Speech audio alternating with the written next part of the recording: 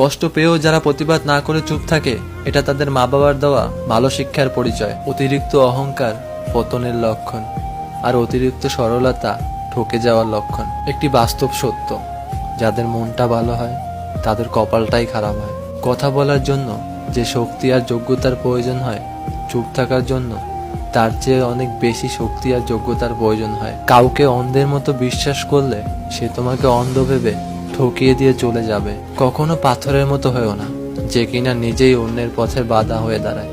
সবসময় পানির মতো হওয়ার চেষ্টা করবে, যে কিনা নিজেই নিজের পথ তৈরি করে নেয়। সম্মান জিনিসটা অনেকটাই আয়নার মতো, তুমি কাউকে যতটা দেখাবে তার থেকে ঠিক ততটাই ফিরে পাবে। মন খুলে হাসতে হলে নিজের যন্ত্রণার সাথে খেলতে শিখো।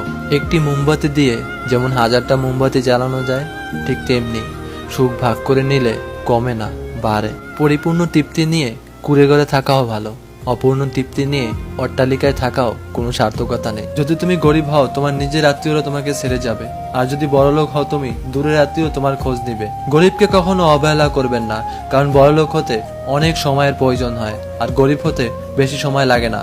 যোগ্যতার চেয়ে বেশি কিছু পেয়ে গেলে মানুষের ব্যবহার পশুর মতো হয়ে যায়। যোগ্য লোক ডেকে কাছে নিতে হয়, আর অযোগ্য লোক এমনি এমনি এসে তেল দেওয়া শুরু করে। বোকা মানুষগুলো হয়তো অন্যকে বিরক্ত করতে জানে, কিন্তু কখনো কাউকে ঠকাতে জানে না। যা তুমি দেখাও তার চেয়ে তোমার বেশি থাকা উচিত, আর যা তুমি জানো তার চেয়ে কম বলা উচিত।